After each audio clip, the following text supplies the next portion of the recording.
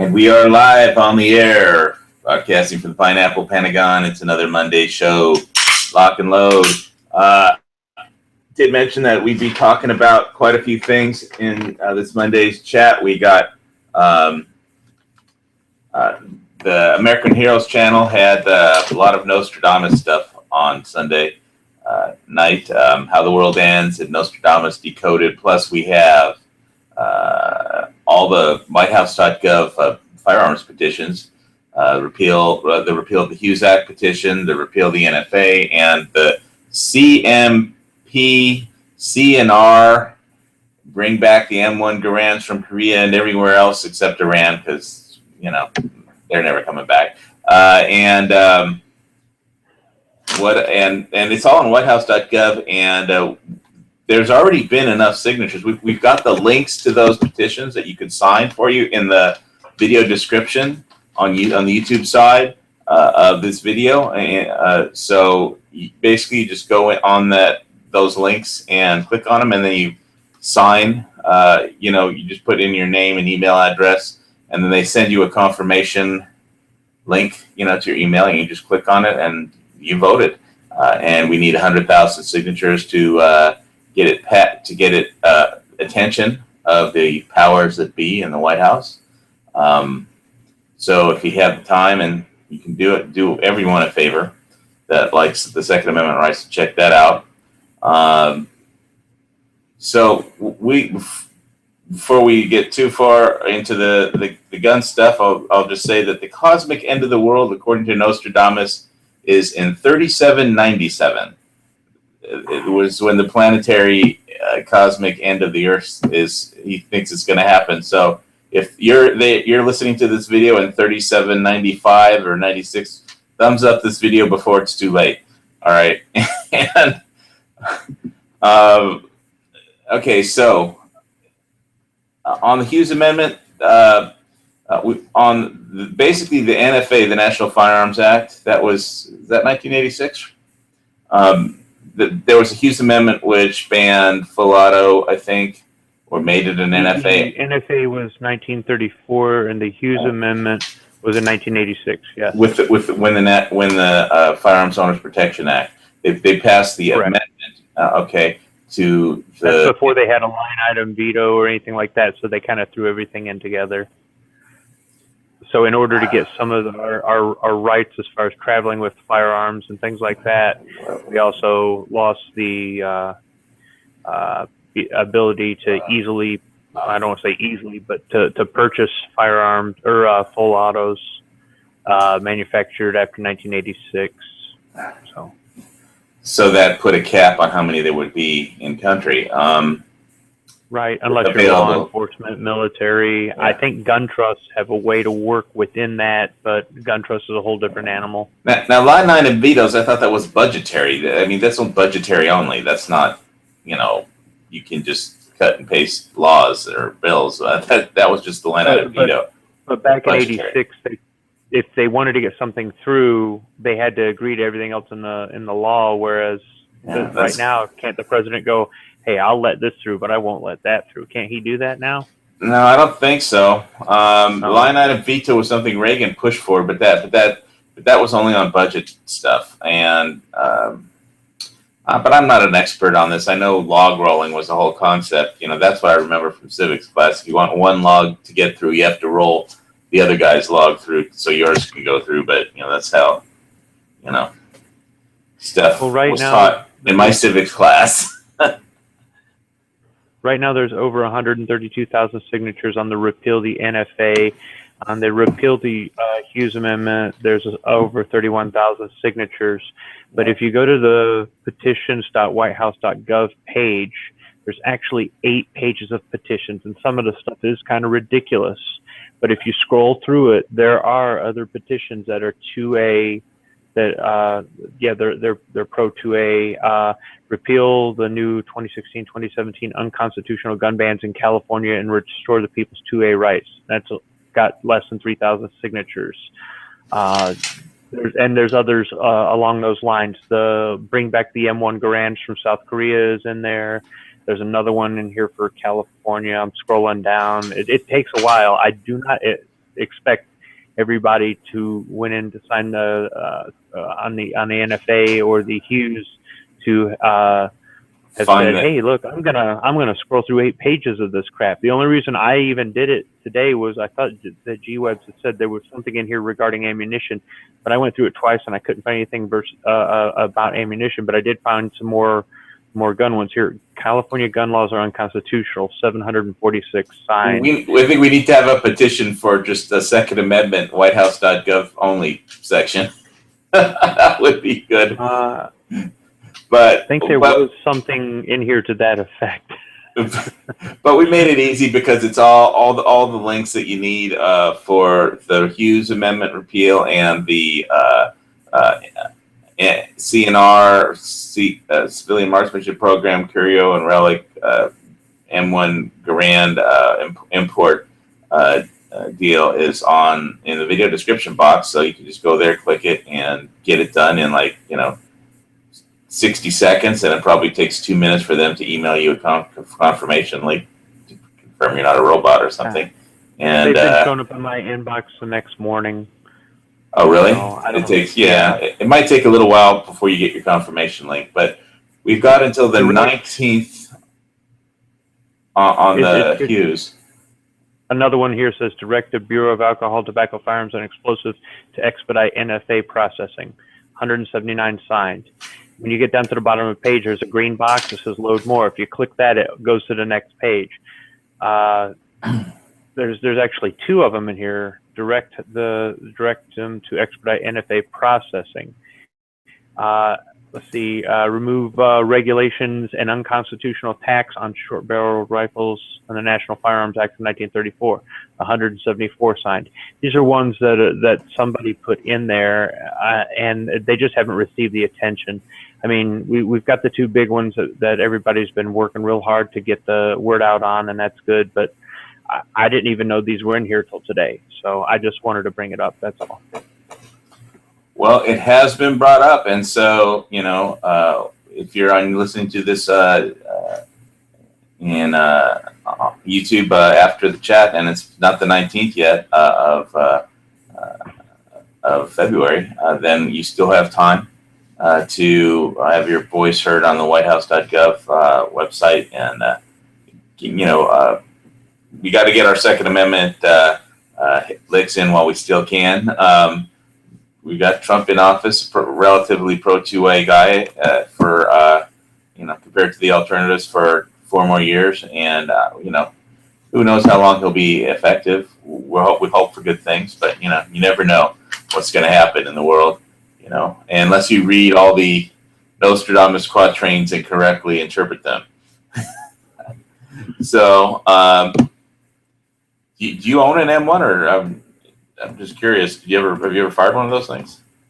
I've got one. Yeah, I've got one. What's it like? I mean, is it fun? Do you shoot it a lot, or? It might be my favorite gun. It might be your favorite. Okay. Yeah, it might be my favorite. I tell you what, if I had to go back to active duty and I had a choice, I'd rather have that M1 than an M16. I know a lot of people would probably think that's ridiculous. You've only got an 8-round clip versus a 30-round magazine, or everybody talks about the weight. The weight don't bother me. But that 30-06 hits hard. The sights are just like on an M16 or AR-15. If you learned how to shoot an M16 in the military, you can use the sights on an M1 Garand, and vice versa. If you learned on an M1 Garand, you could shoot an AR-15. I like the way the sights are set up, and they do have a national match variant for competitive shooting. Although you could take a stock one out shooting, and it's not that hard to take apart and clean. The manuals are out there, or you can find them online, or you can buy them at a gun show, and it's really it's not that hard to take care of. You could deer hunt with it if you want. So do you have the carbine or the full size one? I've got the full size. I don't have the M1 carbine. No. Okay. It's on the list.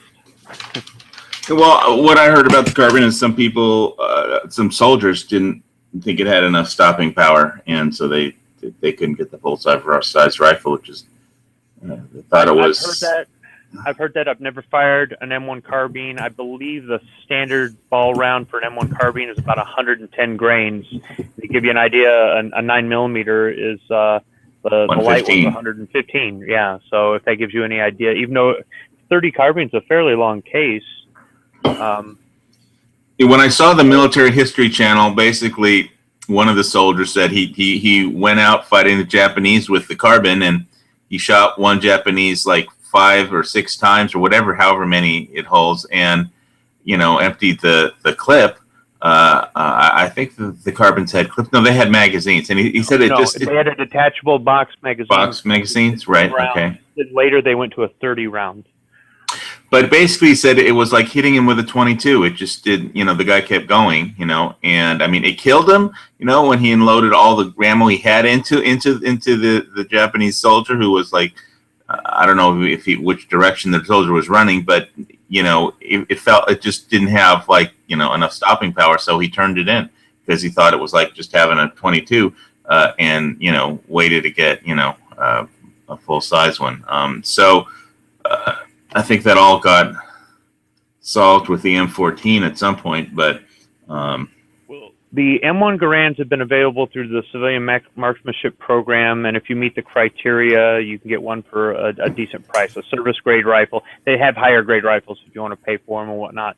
They're not always available. They're coming back from these countries that we loaned them out to or gave them to years ago, and in batches. And as far as I know, the last 2 are South Korea and Iran that have them. As far as I know, the other ones have come back. They come back from Denmark, and they've come back from Italy and that sort of thing. But the M1 carbines have been loaned out too, and some of those have come back. But the M1 carbines weren't not as many. And in recent years, the M1 carbines that have been available, the I don't want to call them collector's grade, but I mean, you could use them as daily shooters. They've gone up in price. But now there's a company in Ohio making brand new M1 carbines.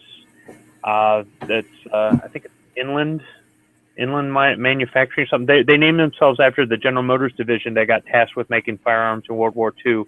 So, and they're in the same city, I guess, that General Motors had a factory where they converted their headlight division into making firearms. Yeah, I had seen something, about the actual where they were stored in Korea on one of the military history channels or something, and it's like they had found, these, storage bunkers of just, all like loaded with M1s, and they're like, can we send it back to you guys in America because we don't want them, and Obama was like, no. So I think some of that stuff gets put away for an emergency if they had to arm their troops or arm their civilian population, or they're for training, and they get forgotten about. Hopefully the troops are already armed. Hopefully their troops are already armed. Old military weapons get forgotten about over here too. When I was in California, I was helping to deploy a unit to go over to Somalia. That's not the one that I went over. I went over to Somalia on a ship. This was before I was with that unit. So it was with another one that we were palletizing everything, putting it on C5 Galaxies and flying it over there. And they were going to attach Navy corpsmen from the clinic that serviced the airfield on the base. And they wanted sidearms, and they didn't have any to give them. They found a crate of 38s from Vietnam in storage. These 38 revolvers. They were the ones that they were giving the air crew for self-defense in the event that they had to eject and they had to protect themselves on the ground until they got picked up. They found a whole crate of these things. They issued them to these Navy corpsmen so they'd have a sidearm. That's funny. That's funny that you should mention that story, because I was just reading that the Tops made a new Tanto knife. I think it was Tanto design type of a knife, the usual bushcraft steel 1095, and it looked like a great knife. But they called it the Apache because they said they made it because the Apache helicopter pilots said they wanted an extra weapon. And so I'm like, wait, I basically said, well, I mean, it looks like a great knife, but I mean, the Hellfire missile kind of has a lot of firepower, so I guess it just wasn't enough. They needed a knife too. That's just they had to put it. That's just they had to put it down because it was damaged, and they had to hold out until they got picked up. Okay, so the first question of the wait a minute. question of the day: what does Hellfire stand for? I mean, if anybody out there in the chat knows, I'll try and see if I can think of a gun channels patch for you. So, if nobody gets it, I'll let you guys say what it is. If Dusty or Squib knows, let me go look at the chat to see if anybody actually knows that really quick. Either on the YouTube side or the gun channel side. I don't see anybody commenting yet. All right. Well, if you can type it in the gun channels /HPS chat if you know what Hellfire stands for. All right, go on. I'm sorry to interrupt you. We'll leave that hanging for a little while. That's fine. We taught our pilots how to safe the Gatling gun on the Cobra helicopter if they had to put it down behind enemy lines and they wanted to disable it, even though really, I mean, it's not like you could do much with it other than in the direction it was pointed in, turn the power onto the aircraft and pull the trigger and shoot it. But we taught them how to disable it if they had to, more or less just clear the weapon the same way we would do it after a mission, just to make sure it was empty. And once you do that, unless you're an ordnance guy, you're not going to know how to get it to work again. I mean, you can pull circuit breakers and stuff like that, but you know, they have checklists on the aircraft. I mean, somebody could probably figure out how to get power to it and whatnot. Plus, you also want to make it safe for anybody who's coming in there to pick them up or coming in to recover the aircraft. They don't want the gun to go off by accident. You know, I thought I don't know when, but at some point they had the aiming system hooked up to the helicopter pilot's helmet, so he could just looked at what. Do you know what year that was? They had them when I was in, so that was in the early 90s. But they had them on the Apache and the Cobra both. But it's a helmet sight system, HSS, and it's wherever you looked is where the gun's slaved. But in addition to that, when we were in Somalia, they wanted extra firepower. So even though the pilot and the gunner both carried a knife, and they carried an M9 Beretta with 45 rounds, they brought one M16 A2 with a 30-round magazine. What they did was they broke it down shotgun style and put it up in the pilot's compartment. So the pilot sits in the back and the gunner sits in the front, and there's just enough room. If you break it down shotgun style, so it's kind of V-shaped, you could squeeze it in there. It does obstruct his vision on the right-hand side a little bit, but they wanted that extra firepower in case they had to put it down behind enemy lines. So if these pilots were asking for a better knife, or maybe a knife that fits into their survival gear better, or something like that, I wouldn't be surprised. I mean, I didn't hang with any Apache pilots. I did get to hang out with the Cobra pilots in the Army Reserve. But well, Topps Knives must hang around with a lot of veterans because they put out a video, and it has a little picture of an Apache helicopter laser etched onto the blade. Looks like laser etching to me anyway. It looks like a cool knife. They have a YouTube channel, the Topps Knives YouTube channel, and it was the Apache knife for the Apache helicopter pilots was in my YouTube subscription feed today. So yeah, I made my little joke about it, and they seem to like it. It is plausible that aircrew would ask for additional firepower because I've seen it. So to ask for a special knife, I mean, it might have just been the way it fit in the survival vest. Yeah, who knows? I'm not a pilot. Think about how cramped the cockpit is. You can only carry so much with you. You know what I mean? So, and you're trying to get out of a burning aircraft that you just set down on the ground, you just auto-rotated, and you just hit hard and all this, and you're trying to unhook your harness and get on out, and it's whatever you can grab or whatever you've got attached to you. And so maybe they specifically asked for this knife because of that. It is plausible. It's a good-looking knife. It was, I think, the MSRP is like a couple $100, but you can usually get them for less online if you shop around. Anyway, you can check out the video on their channel. All right. Having to sit down behind enemy lines, that's not good. No, you really don't want to do that unless you have to. All right. Speaking of behind enemy lines, we had in California, the Oroville Bridge.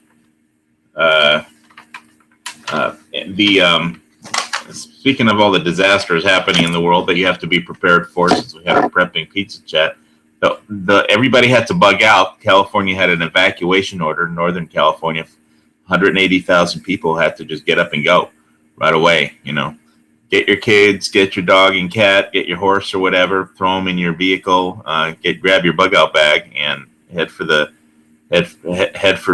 high ground, because the auxiliary spillway of the Oroville Dam reservoir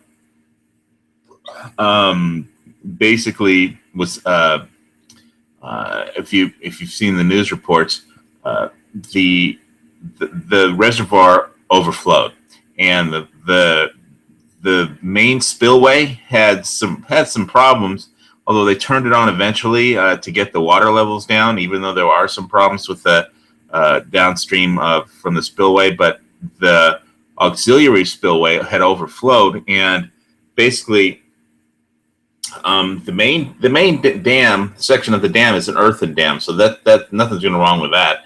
The main spillway has a problem, but the panic was over the auxiliary spillway. When all the water overflowed from the reservoir, it's basically like a big concrete wall, and it's on the earth underneath it got eroded away by all the water.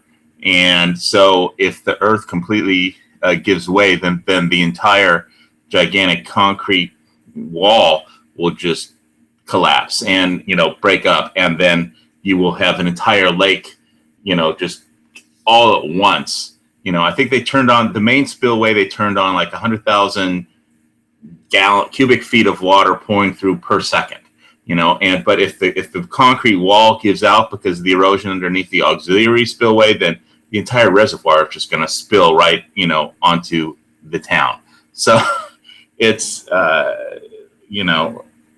it's like the lake will just move to where the people live, and where the people live will be underwater. So, and what happened is, it's funny because in California, they like 10 years ago, they had a meeting on this, and they decided not to spend any money to reinforce the dam and the spillways. And I guess now they're regretting that decision, because the day after Governor Jerry Brown told Trump and the federal government to go piss off, they're going to need a lot of federal money to fix this mess. Because you've seen the pictures from the helicopter of how much water is just, it's you're talking about an entire reservoir just, spilling into a population center. So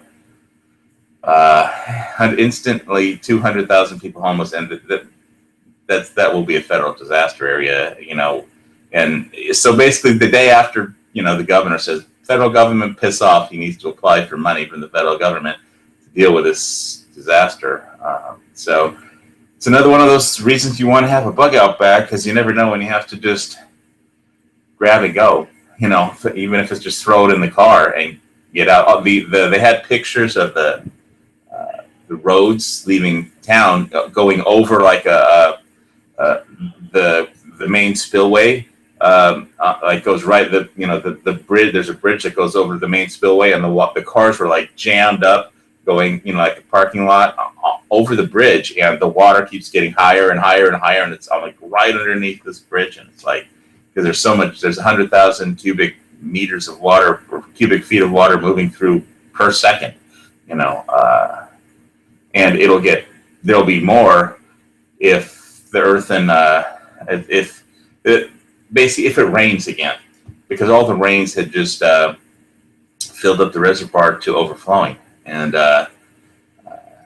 considering there's a big drought in California, that was probably a good thing, but they just can't they have to let all the water go to prevent a complete disaster. Again, this is basically, they decided not to upgrade and spend money to reinforce this, the Oroville Dam and spillway and auxiliary spillway, like 10 years ago. And so that decision is coming back to haunt them, because, I guess, it's just something else that the government fucked up. Well, it's another good example of how prepping for one thing might save your life on something you didn't expect at all. You're talking about having a bug out bag, and you're also talking about or you're implying with if you have the bug out bag, then you have a bug out plan. then you have a bug out vehicle. You know the way to get out, and if that way's blocked, you know 2 other ways, or you know a back roadway, or you've got something that'll go through the back roads, or you've I think there's only one road out. well, maybe, but I mean, if you've got a 4-wheel drive truck and there's some, you know, snowmobile trails or something, maybe, I don't know. Head for high ground. You know, head for high ground. Maybe some fire trails, and maybe you go out hiking and you know where these fire trails are is better than getting stuck on the highway and being part of the herd. But it's just another example of how prepping might save your life for a situation you least expect. You never know. Imagine if you didn't have gas in your car, or your car was broken down, or you had to get in the car and go and it didn't work, you know. Yep.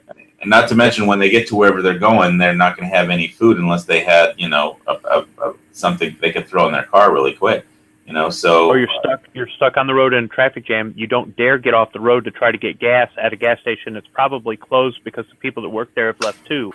But if you have a couple cans in the bed of your truck, you know, that might be what just gets you out. You never know. Yeah, because you could be sitting in the parking lot for quite some time. If everybody gets on the highway at the exact same time, you know, it will be a parking lot full of desperate, starving, hungry people with no supplies. So, and if there's somebody blocking the road and there's nobody there to get them out of the way, and you've got a truck that can handle it, and you've got a tow strap, you can drag them out of the way and clear the road. I mean, there's all kinds of different little things you can do. These are other things that can help you out in daily life too. I mean, somebody got stuck in the hill around the corner from me in the snow. It's a steep hill, and there was a sheet of ice underneath the snow, and they got their van stuck. I pulled my tow strap out, put my truck in 4-wheel drive, and towed them up the hill. And then once I got on flat, you know, ground, they were able to go. What kind of truck do you have? What kind of truck do you have? I've got a 1-ton diesel 4x4. So it doesn't have any problem going through things, over things, whatever. I've got 10-ply tires that they use, not necessarily for rock climbing, but in places where they've got a lot of sharp rocks and it's off-road and whatnot. I got them mostly for the really bad potholes here.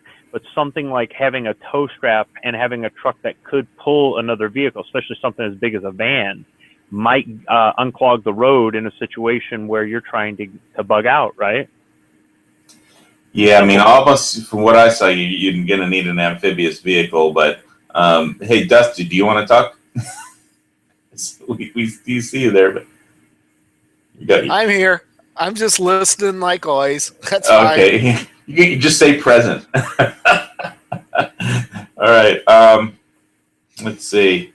So on the show about Nostradamus, it was really interesting. Basically, he was a writer, which is, I kind of have something in common with him, besides having edema once. And basically, he started out, he wrote a cookbook. Then he wrote a book on cosmetics. And because they had just invented the printing press in the mid-16th century. This is all done in France, is written in Old French. And what he did, so basically he kind of wrote an almanac, and those were very popular. And so what Nostradamus wrote was basically a bestseller, in the mid-16th century. And he would write these quatrains, which are basically 4 lines. And because in the 16th century you weren't allowed, I mean, the church had heresy laws. So if you said something bad about the church, you wouldn't be just arrested or put in jail. You would be burned at the stake, burned alive at the stake. So he had to be kind of cryptic in what he was saying, as so the church wouldn't burn him at the stake, as a heretic. So, which they did a lot in that time, for anybody that follows history. So basically, he would write these 4-line vague predictions of that could be interpreted in very, very different ways, by anyone, and said, "Oh yeah, he must have meant this, or he must have meant that," and it's still a bestseller, so basically it's, it can be interpreted in a lot of ways, and it's very vague as far as exactly what he is predicting. And, so whether, you think that there's going to be, famine, disease, pestilence, and war, or, basically it was like a prophecy that was meant to be a warning to mankind as to, what could happen and to try and take actions on how to avoid it from all these cataclysms from happening. And like I said at the start of the show, I think according to his published writings, in 3797, that will be the cosmic end, because he was into astrology. So basically, he studied all the texts that had these religious predictions and of various what's the word I'm looking for?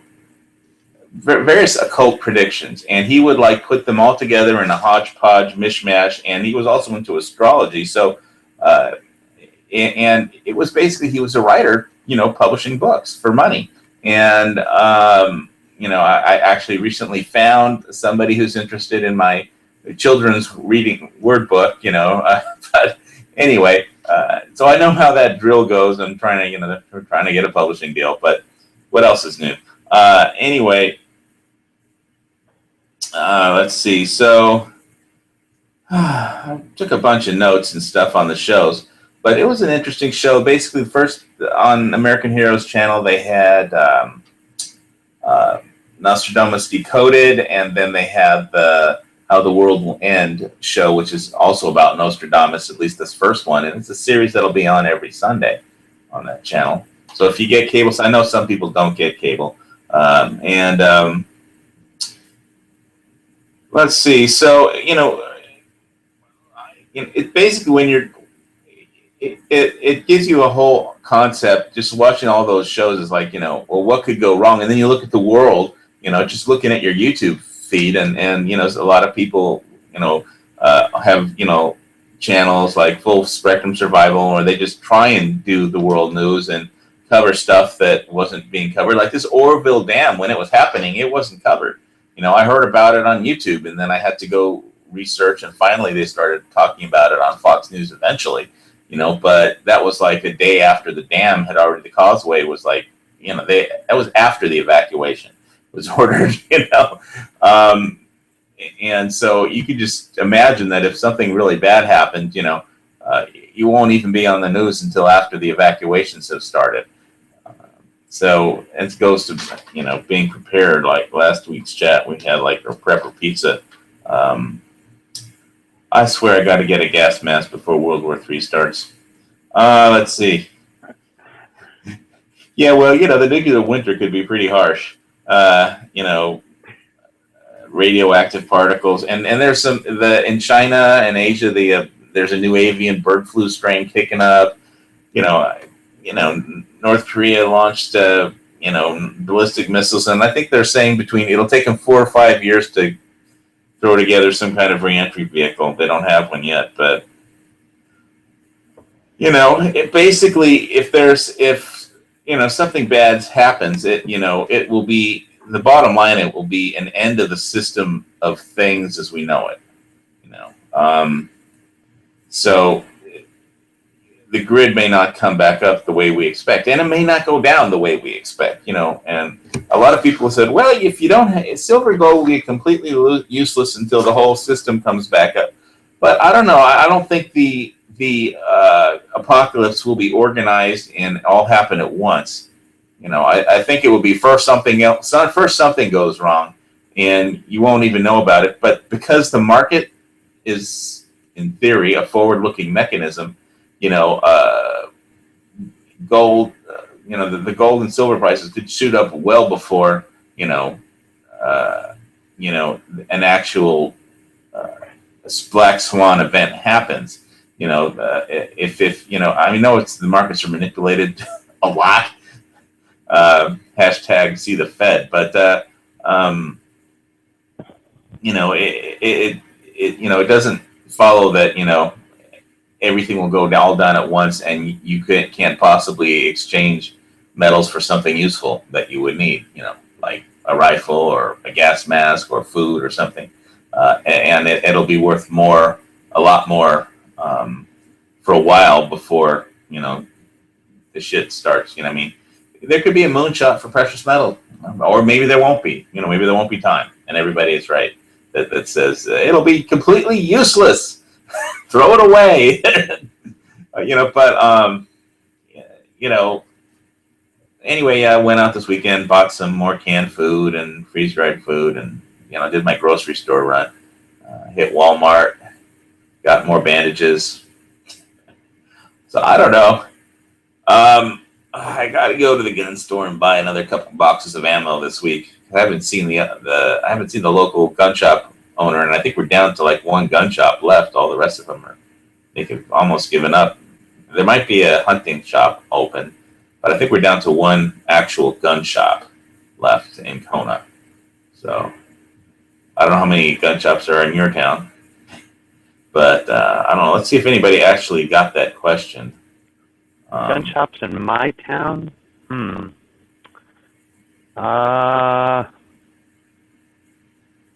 I can think of, 3 within a 5-minute drive.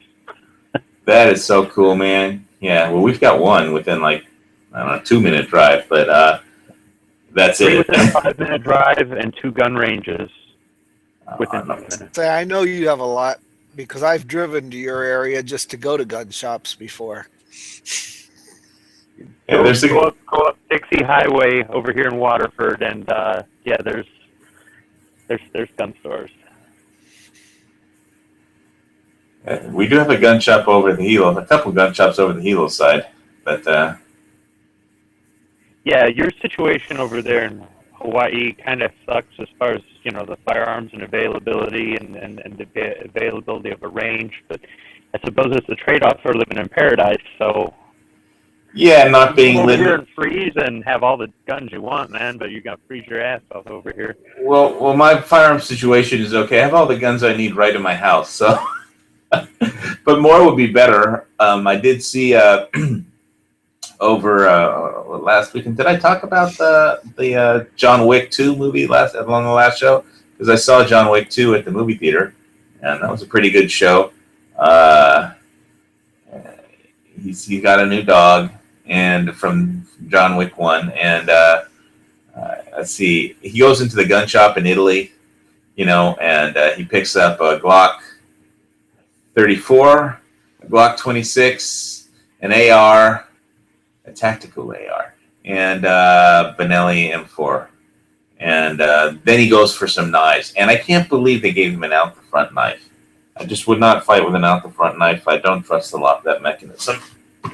You stab somebody with it, I don't know if it would fall apart, but, if you hit a bone. But I don't know, maybe some people have stabbed bone objects with an out-the-front no better than me. I'm a karambit guy. But anyway, it was a good movie. It's a lot of disarms and takeaways. There was 9 magazine chases, and I think he disarmed and took away about 6 or 7 handguns from his opponents, and he wrestled an AR-15 away from one of his opponents, and used it, and then. But that was after he had done his transition in the catacombs of Rome. I think it was Glock. Started out with the Glock 34, and then went to the transition to the AR, and then transitioned to the Glock 26, and then transitioned to the Benelli M4. And then that shotgun looked really impressive, because he took out a lot of people in the catacombs. I mean, I've got a Benelli Supernova, but it's pump. It's not full auto, so. You were in the Marines. They use an M4, right? At least they used to. The M4 was standard after I got out. So we used the M16A2. But I hardly ever carried my M16. I almost always carried an M60.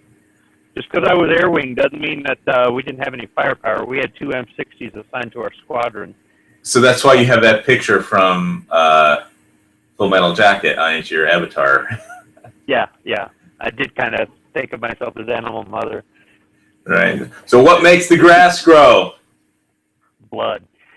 So here's how you get to carry the M60. It's real easy. It's not skill. It's not some test you take or something like that. Who wants to carry this heavy thing? Nobody raises their hands. I'll do it.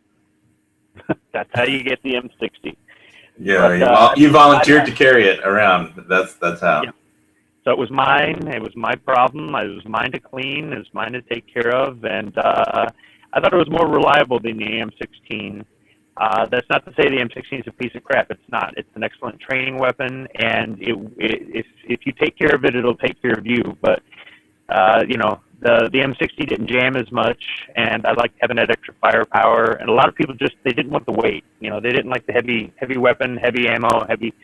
That didn't bother me. I was young and strong, and just, I liked it.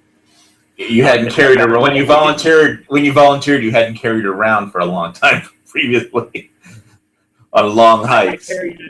I carried one at MCT, which is Marine Combat Training, which is in between boot camp and going out to your technical school, and that's because my M16 was broken, and why they didn't just assign me another one, I don't know. So the Armory said he doesn't have one, so they gave me the M60, and then when I got out to the fleet, they asked for a volunteer, and I had already carried one around in training, and I said, yeah, I'll do it. Nobody else wanted it anyhow.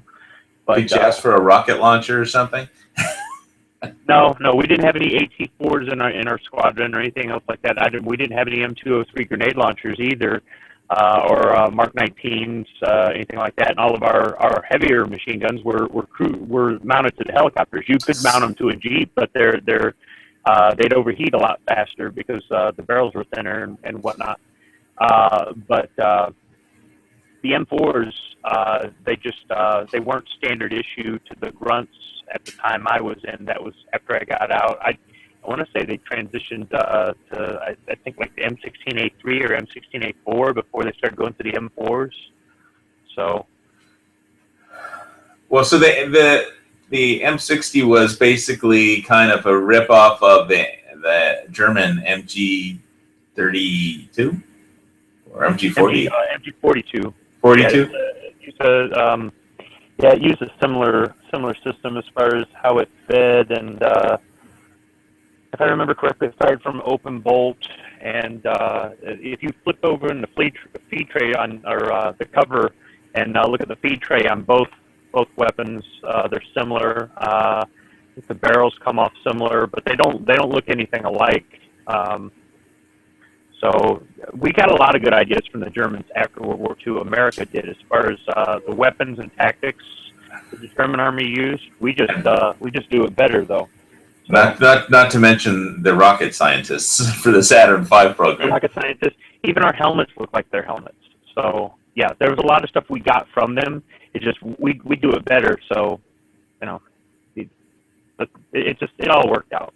But the M4 carbine, if I remember correctly, that had both full auto and 3-round burst, and that was one of the problems I had, and a lot of guys had with the M16 A2 was the 3-round burst. We hardly ever used it because it just jammed. It did. Wow. I would hate to be under fire with a jammed gun. I'd hate to be under fire, period. But I mean, I'm a civilian. If they come up close and you've got a good knife, I suppose. I mean, you'll use anything as a weapon: knife, bayonet, rifle butt, your helmet, canteen, a rock. Whatever you've got. Your binary explosives. So yeah, which brings us back to our Hughes. If you just tuned in and you're somewhere in America, just sign up for that. In our video description, we have the links to the Repeal the Hughes Act at the whitehouse.gov and for bringing back M1s to America from overseas. On all those petitions on the whitehouse.gov are in the video description, and we're trying to get them both to 100,000 signatures by 19th. I'm not sure what the date is on the Curio and Relic for the M1 Garands. Let me take a look. The date on that one is March 3rd. but it's just started, so we got a long way to go and a short time to get there. So definitely click on those links and go over and sign that. All right. What else? Did somebody? Geez, I put the link in there. She was asked in the lobby for a link to Lock and Load, and I think he was looking for the hangout. Oh, he was? He set up a hangout before he went to work. I'm not sure if he was looking for a link to Lock and Load or the hangout. Okay, well, who knows? He knows where we are. Well, at least the channel hasn't moved. So, let's see. I did pick up one of those Israeli bandages you were telling me about. Yeah? Cool. Did you take it out? Personal wound dressing. I can open it up right now if you want. No. Don't keep it sterile. Keep it safe. Mars Colony. Some reload dies, and I threw it on the order with it. Yeah. I think I blew through the Nostradamus really quick. Well, I mean, you said it was 37. What was the year? Well, that's the cosmic end of the planet, 3797.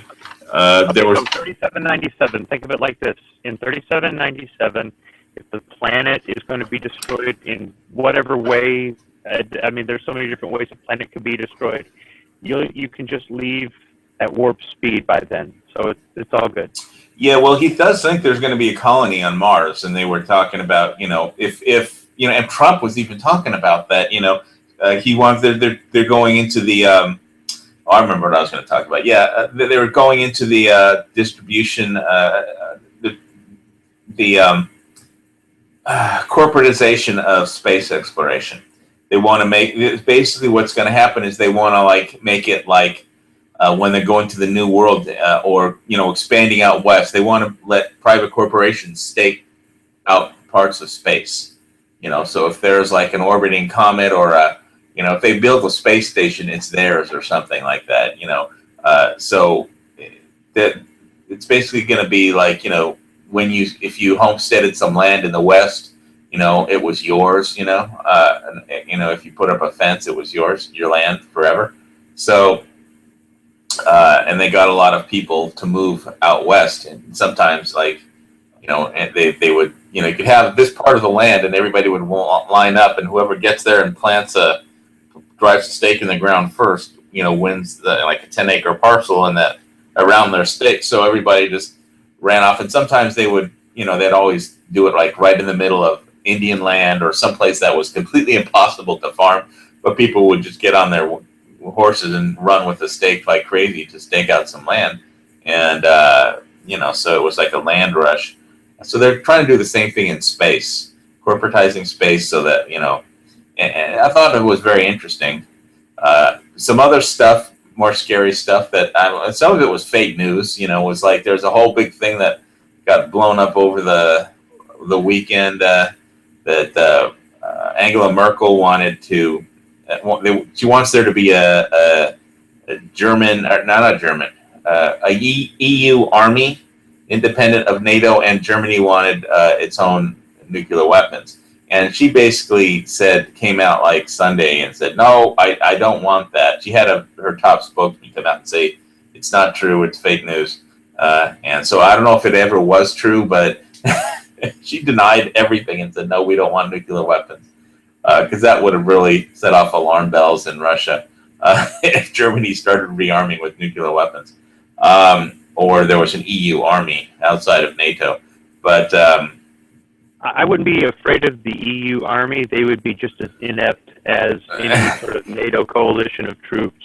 So it would. Yeah, but Russia would. It would make Russia paranoid. Of course, you wouldn't be afraid. They're not going to invade Michigan. No, I don't think they could invade Russia. I don't think they could invade a city. They would be lucky to make it from their homes to the base. I understand. I just, when you're talking about putting all those different nationalities together, They don't, okay, maybe they use the same caliber. That's about where it stops. They don't all speak the same language. They don't all come from the same culture. Yes, they're all on the same continent, but they drive different vehicles. They fly different aircraft. They use different firearms. Their uniforms look different. And they all drive on the wrong side of the road. Yeah, I mean, so just when you get them together, you're gonna have issues. I mean, your first issue is going to be communication, and it's going to go from there. Now, I mean, if they want to form one, go right ahead. But they wouldn't be able to. You could call the Keystone Cops and get better results. That's just my opinion. I remember. It's so funny whenever I see one of my YouTube friends over in the EU, they make a video channel driving their car around. I always comment that they're driving. Why are you driving on the wrong side of the road? It's just funny. I think Great Britain did themselves a favor by breaking away from the EU, and they haven't broken away yet. They haven't broken away yet, and that's the whole problem. Is Greece is back in the Greece economy? Maybe they'll miss their next. The March 20th, they've got another debt repayment that they may or may not make, and the Greece is blaming Germany and the IMF. The IMF is blaming Greece and Germany is blaming the IMF and Greece for the disaster that is Greece. And basically, they want them to have a budget surplus. The IMF wants is like dictating that Greece has a budget surplus of 3.5% every year, guaranteed. So in order to do that, they would have to raise taxes and cut services, and which will start another riot in Greece. And so, who knows what's going to happen on the 20th? If you can't get them to agree at that level, how do you think their militaries are going to do trying to work together or combine? Well, people argue over money all the time, whether or not they, that doesn't mean they won't fight if they're invaded or something, but,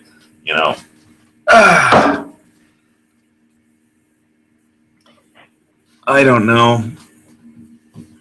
I wouldn't try and invade Greece, but I wouldn't, basically if if Marine Le Pen gets elected, they're saying there's no way she'll get elected on watching Bloomberg. There's no way Marine Le Pen will win. That's the exact same thing they said about Trump, and if she does win, she'll never leave the EU, even though she said that they'd have a referendum because it would be a disaster if they left. That doesn't mean they won't do it. People are tired of regulators from Brussels telling them what they can and can't do, so and Germany won't leave the EU, but like if France leaves the EU, it's like it's dead. The EU is dead on arrival like the next day, and maybe so is France and all of Europe, and the world economy. So who knows? It's just one of those things that every time I turn on the news, sometimes I just want to go out panic buy protein bars and food and free Mountain House meal and Campbell's chunky soup cans, because. Well, I don't know about the world economy, but I do have it on good authority from Flippy that the American economy will be fine now because Trump's in office. So you heard it here. Yeah. Flippy? He reassured me that the American economy will be just fine because Trump's in office. So that's good enough. Flippy. Well, it's not, I haven't done a show on Flippy, but last time I did a show on a gun channel, remember, it was like Yankees Marshall brain. Can it be fixed? And the consensus was no. But, that was like over a year ago. So, I don't know, maybe he's gotten some kind of injection, growth hormones for the brain or something since then. I know he's gotten more guns, and that's always cool. So, yes, more guns is a good thing. Is anybody buying any guns anytime soon, or did anybody get anything new recently? Dusty? I really haven't bought anything. I built a 450 earlier this year, but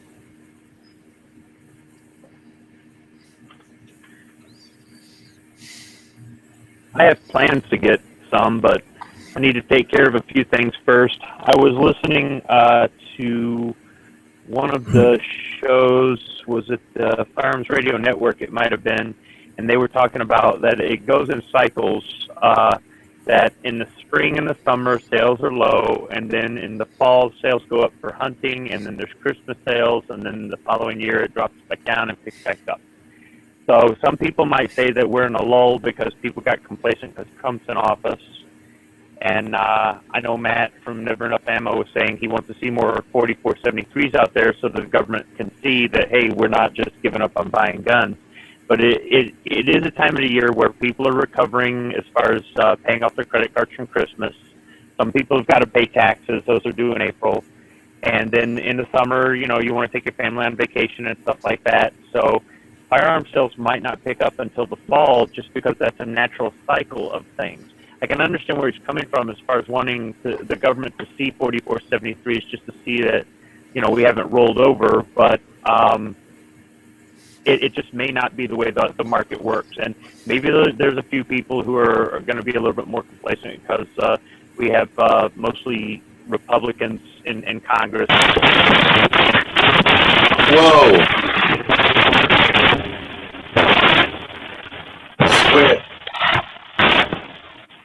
Squib, I had to mute you. Your connection just totally white noised out on us there. We had solid white noise. Maybe it's your cable. You need to reinsert your cable, and then I'll give it a try on mute you, see if it's. I mean, if I can. I think his internet has been lagging also because he's kind of came in a little bit roboted for a while. All right. Well, it could be him. It could be you, but I mean, that was like white noise from hell. I hope he can. I know, it about killed you, didn't it? Yeah. I had to kill my volume. Yeah. Sorry about that, people out there in the internet world, but this is live Google, so anything can happen.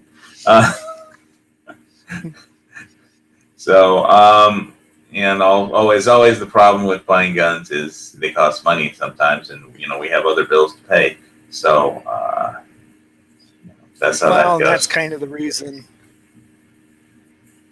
January and February are a hard month for me because I'm holding last year's crop. I haven't sold anything yet, and so until I generate some income, you really can't buy guns. Yeah. Well, yeah, I'll probably the gas mask is on my list. Then probably more than one, and the Asian flu epidemic has been kicking up. What else was I going to talk about? Okay, Germany, I got that in. The European Army, the German bomb,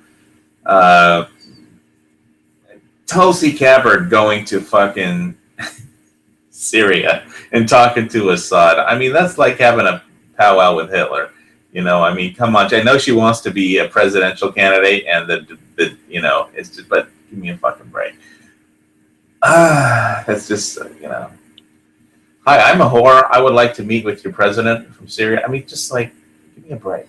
You know, a political whore. I don't mean just because she's a woman or anything. I just mean you don't meet with, you know, people that chemically gas their own people. I mean, you know, really, you know, she's into all her bills. I got a phone call from Tulsi Gabbard, you know, when she had a teleconference on her bill to, you know, not arm the terrorists in Syria. And it's like, you know, I mean, you're just you know, you're not like in the executive branch. So this is just political hucksterism, and just totally turned off by that. Not to mention that I don't like Bashar al-Assad or his father, Hafiz al-Assad. They both bombed the same fucking towns and homes, you know. They've been killing people in that town forever, you know.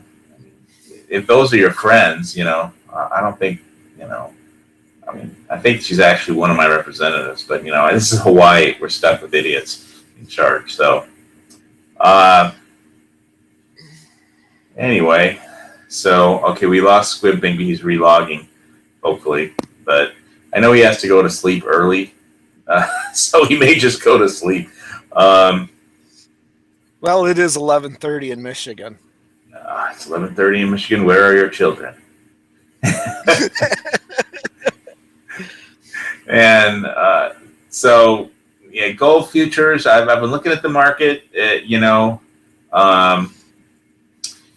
Boy, there was one good really. I put a quote in Gun Channels this morning about debt being like a free man's slave change or something like that. But I have to go look at my historical quote. It was on the 24-hour gold website. I don't watch too much Zero Hedge because it's like has heavy Russian television influence, but I check out the articles there once in a while. But I try and focus on just which way gold is going, and it hasn't been moving much. It was like up down $10 today, and I think there's a shortage. What was going up was iron ore. So somebody must be planning. Think China's going to be building some more steel. Because I know the price of steel had crashed, but basically, Glencore bought some mines in the Congo. Oh, there he is. He's back. He didn't go to sleep. No. Mother animal made it back. Yeah, no, I consider just going to bed. This computer pissed me off. Yeah, there's nothing like white noise, grating white noise to just kill a chat. That's what Windows 10 crashing sounds like via a Wi-Fi headset. In case anybody was wondering. He sounds a lot better right now. You was actually roboting a little bit before you left, too. Some of it You're is clear now. Some of it is my computer overheating from time to time, although tonight I haven't had any of those issues. Some of it is Windows 10 sucks. I want my Windows 8 back. And some of it is, if I'm on Gun Channels, it just seems to suck the computer of all its... Yeah, it's the Facebook... I'm getting a lot of Facebook unresponsive script errors. And I think so are other people. So I know that it's just the system. I'm pretty sure it's just the system, that they're the updates that, come with the whatever package G-Web's bought to make Gun Channels run.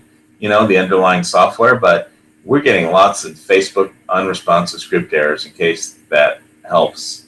So make sure G-Webs knows about it. He probably does, but in case he doesn't, tell him anyway. Now, can you get on Gun Channels through Facebook? I don't know. I don't use Facebook. I mean, I have a Facebook thing that I for my children's book, and you can check out a little bit of it at monsterfootballleague.net, but it's basically a book, and I had that website. I haven't even maintained that website, but it's like a children's reading book with football words, but I always get emails from Facebook. You have 99 group updates and 99 messages, and you have more friends than you think you have on Facebook. It's like, I haven't logged on in over a year. I don't care. But I set up, the way I set it up, I can't really use it for guns or the Hawaii Volcano Squad because it's all based on that children's book. In case it takes off, I could actually make, some money if I could get a publishing deal on that book, which I'm working on. And I found somebody that used to work for a literary agent back on the mainland before she moved to Hawaii. And there just aren't many children's book literary agents on the Big Island, but she just moved to Honolulu, and so there are literary agents there. That's a big-time city. So until somebody nukes it, maybe I hope she helps sell the book, because then I'll be able to buy that IWI Lapua rifle that we saw on when was it B. Gert was at the outdoor show and was at the IWI booth. But I don't know. They said it. I forget whether they said it would be available this March or next March. But they blew through I don't know how many delivery promises, like 10 or a dozen probably. It was going to be available at this SHOT Show, the next SHOT Show, and now they said March. I don't know if they meant this March or next March, but You know, it's like they're like Nostradamus. The delivery B is. I'm expecting IWI to deliver a quatrain when that 4 lines in Old French stating when their 338 Lapua rifle will be available. You know, but it looks sweet. You know, but you know, it's like vapor rifle at this point. So that's the gun on your wish list then. Yeah. It looks sweet. I wish they would make it available to the public. You know, but right now it's like a gong show, and it costs $9,000. So, ouch. Yeah, so she has to sell that book. She has to get me a publishing deal with a big check up front for me to go for that, and they have to make it available too. So,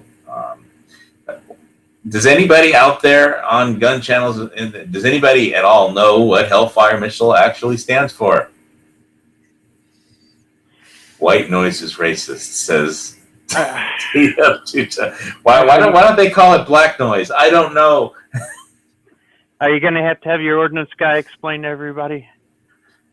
Well, no, I'll give anybody a chance. So I can, if they know what it is, they'll win. I can find a gun channels patch to send them. But let's see. Did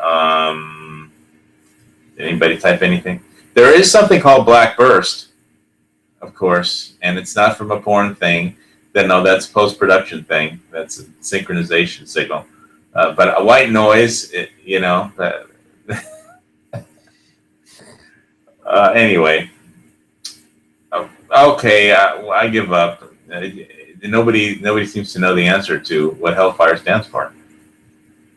Do you know it, Squib? Well, you know, I might have loaded a few of them. I know, but do you know what it means? Stands for what? Hellfire doesn't stand for anything. The acronym for the missile is an AGM-114, and AGM stands for air-to-ground missile. Hellfire is not an acronym for anything. Yeah, well, it came from helicopter, launched, fire, and forget. So but Hellfire. It's not. Helicopter, they called it Hellfire. It was helicopter, launch, fire, and forget munition. But it does have the capability to be launched from slow-flying fixed-wing aircraft, and fire and forget is only one of 2 modes. It has 2 modes of operation. It has lock-on before launch and lock-on after launch, and they both require it to either detect the laser first, that's lock-on before launch, or lock-on after launch is you fire the missile. I guess that would be your fire and forget. And then it looks for the laser, and once it finds the laser, then it goes after it. So that might have been, you know, that might have been what the Army called it, but yeah, we never really considered Hellfire an acronym. But the AGM in the nomenclature, AGM-114 is for air-to-ground missile, and you'll find nomenclatures like that for a lot of things, like AIM-9 Sidewinder, AIM, Air Intercept Missile, or the tow missile is a BGM. That's a ground-to-ground missile. So why did they call him Longbow a long time ago? The Longbow Apache? Well, yeah, those were like the Longbow missiles before they were called, helicopter launch, fire, and forget missiles. That must have been maybe what they called the project when they were developing it. I don't know. Yeah. I never heard of it. The only term I've heard is some of the Apaches were Longbow Apaches, but no, the Hellfire is just the Hellfire is it's an anti-tank missile, but you could use it on a structure or something like that. But really, the advantage of the Hellfire is that you splash a target with a laser, and it goes after that target. And the lasers usually shines on the target from another helicopter that's working with the helicopter that's launching a missile, or you've got a crew on the ground that's actually splashing the target with the laser gun. Yeah, well, the whole concept, based on what I read Tom Clancy's Red Storm Rising, and the whole basically what the Cold War, battlefield in Europe on the plains of Europe was that massed Russian armored divisions would roll over the plains of Europe, and these Apaches would hide behind hills, and then just pop up over the hill, launch their missiles, and then pop back down under the hills before they could be taken out with ground to air missiles. And of course there would be some U.S. armor to stop them from running over all the European states. And to anybody that read Red Storm Rising, I won't spoil the ending for you. But if anybody that's read any Tom Clancy novels knows how they all end, But it was a good book. I picked up Red Storm Rising and I read it all the way through. But that was a long time ago, when there was still a Cold War. I think he wrote that. And I worked for a little while I almost worked for Electronic Arts, my company. I put in a bid on some of their stuff, and they had a computer game called Longbow, and they always needed languages for all their computer games, but they were a pain in the ass piece of, the film companies were easy to work for, but computer games are different because when somebody says something on a computer game, when you press a button, it's going to repeat over and over and over again. So if there's somebody that says launch missile when you press the button, or ready to launch or something, they'll say it like every time you push that button. So it has to be pronounced perfectly. It can't be kind of in the ballpark. And when you watch a film, whenever somebody talks, it all just goes by once, and that's it. But if you're going to get somebody saying the same thing over and over and over, it has to be, the accents have to be perfect, it has to be pronounced perfect, and they're just anal retentive at Electronic Arts. And I basically, it was impossible to work with Electronic Arts. Even though they liked some of the dubbing that we did, but and it was for some military movies, like Crash Dive or whatever. But computer game people are Electronic Arts is anal. Their whole department was like, if you question anything that I say ever again, nobody in this world will ever work with you or something. I don't care. I don't work for Electronic Arts, but it's another company that. I guess they have Grand Theft Auto and they don't need it. They don't need relationships with other companies or something. I don't know. But they were looking for other companies. Anyway, that was a long time ago in a galaxy far, far away. Anybody have any other how the world ends stuff or gun stuff that we need to talk about before we let Squib go to sleep because he has to get up early in the morning? Yeah, I've got to go get trained. They actually think they can train me. Do you ever want to talk about stuff like, comets or asteroids hitting the planet, or, when the sun finally burns up too much hydrogen and expands and fries the Earth, or something solar like that. Flares? Yeah, solar flare, stuff like that. That's why you're not going to get me to live on Mars. It doesn't have a magnetic field to protect it, so forget it. But, yeah, you ever want to talk about that stuff? Yeah, I'm always interested in talking about that stuff because it's always a possibility. You never know.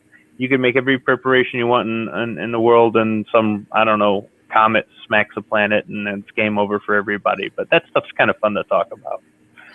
Well, yeah, and Nostradamus was into astronomy, and so, that's why he picked the year, and he was all about the humans moving to Mars and colonizing it, and basically it was something about Capricorn and Sagittarius will survive, the end of the Earth. So humanity would survive the Earth being destroyed. That was his takeaway, but I don't know if humanity will survive, Trump or Brexit or Grexit or Frexit or the EU or Putin for that matter. So, well, this stuff makes really good plots for movies and books. So, I don't know. I know how much work it is to write a good one. So it's like I'm not, it's a lot of work to write a really good one. It's like building a house. All those character interactions, you're creating. It's just a lot of work to do something like that and make it come out good. Just you know, I've done it before. I mean, it can take you over a year to get it just right. You know, so yeah, when you see a movie, is a lot of work has gone into it before you sit down. So that's why I like going to the movies for. I mean, that's why, especially I like the dialogue. And when I saw John Wick 2, there was some good dialogue. When I saw,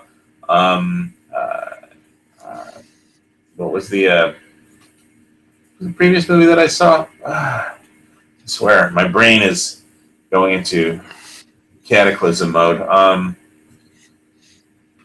Well, while you think of that, Assassin's Creed. Oh, Assassin's Creed. It was. The line. What was the line that I like from Assassin's Creed? Not everything deserves to live. So that's something that kind of makes sense for an assassin. So. Well, on that note, I'm gonna go ahead and call it a night, guys. Everything does deserve to sleep, though. So yes. Get some sleep, and we'll see you next week. And Semper Fi.